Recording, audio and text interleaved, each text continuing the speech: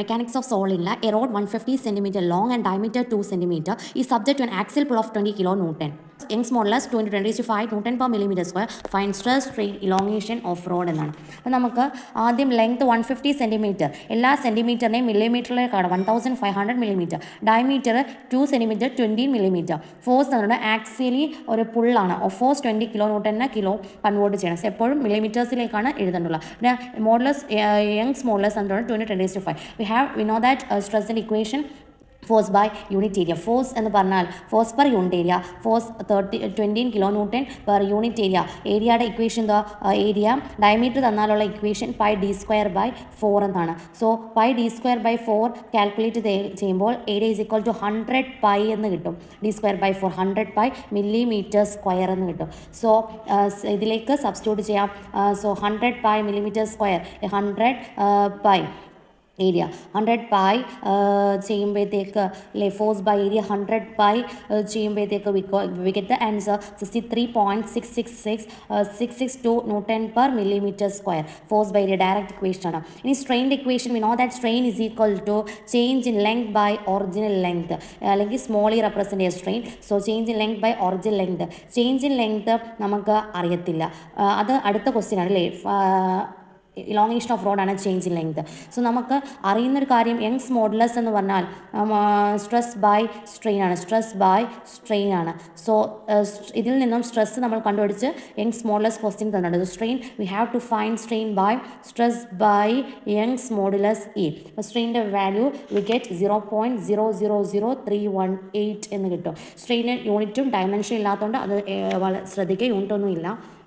അപ്പം സ്ട്രെയിൻ കിട്ടി. നമുക്കിനി മൂന്നാമത്തെ question find elongation of rod. Strain എന്ന് പറഞ്ഞാൽ change in length by original. So change in length is equal to strain into total length അല്ലെ, total length. So strain is equal 0.00318 into total length ആയ 1500 millimetre. So we get answer 0.48 millimetre elongation. 0.477 ആണ്, which can be written as 0.48 millimetre എന്ന് നമുക്ക് എഴുതാം. So this is the answer for the first question. Find the minimum diameter of A steel wire which is used to raise a load of 4000 Newton if stress in the rod is not to exceed 95 mega Newton per meter square. The question we have to find the diameter of a steel wire ആണ് ആദ്യം കണ്ടുപിടിക്കേണ്ടത്. We know that in the question force or load is given as F is equal to 4000 Newton എന്ന് തന്നു. And stress in the rod is not exceeding. Stress directly തന്നിട്ട് 95 mega 10 raised to 6 Newton per meter square ആണ്.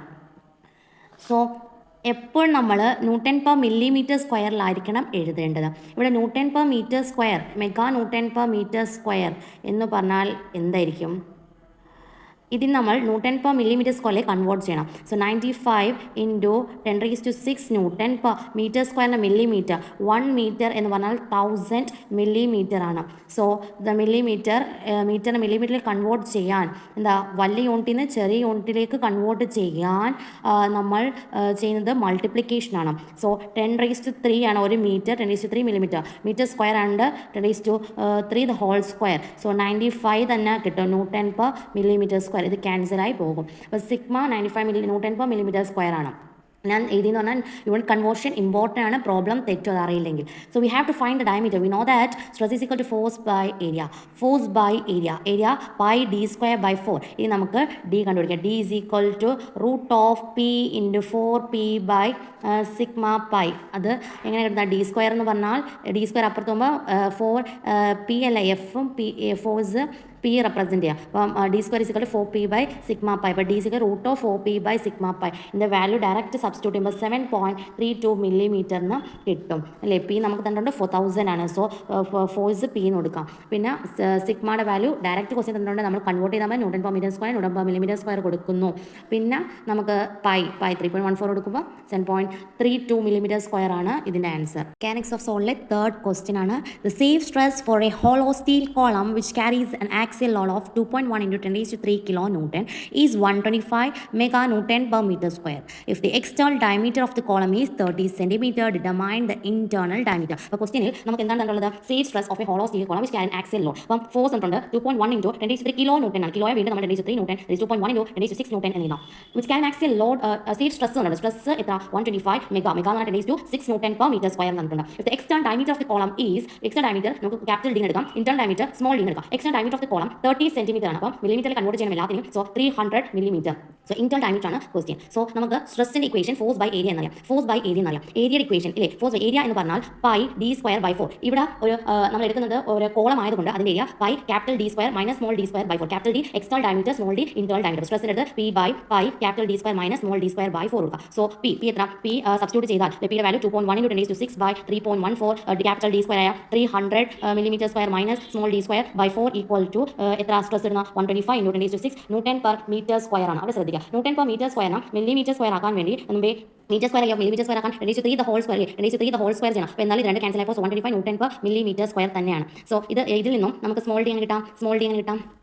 Small D calculate ചെയ്യാൻ എളുപ്പം cross multiplication ഒക്കെ ചെയ്താൽ മതി. ഇത് കാൽക്കുലേഷൻ ആണ്. സോ ശ്രദ്ധിച്ച് ചെയ്യാം. സോ 2.1 into 10 3.14 ഈ 4 മേളിൽ പോകാം into 300 square minus D square equal to 125. ഇതിൽ നിന്നും ഈ ടേം ഇങ്ങോട്ട് ഡി സ്ക്വയർ സബ്സ്റ്റിറ്റ്യൂട്ട് ചെയ്ത വാല്യൂ 261.9 mm എന്ന് കിട്ടും. സോ ഈ ക്വസ്റ്റ്യനിൽ ഓർക്കണം ഇന്റർണൽ ഡയമീറ്റർ എക്സ്റ്റേണൽ ഡയമീറ്റർ എന്ന കോളം ആയതുകൊണ്ട് അപ്പം ഇന്റർണൽ ഡയമീറ്റർ ആണ് question. So 5/4 capital D square minus small D square. ഇത് മാത്രം ഒന്ന് ശ്രദ്ധിച്ചാൽ മതി. So this question is simple.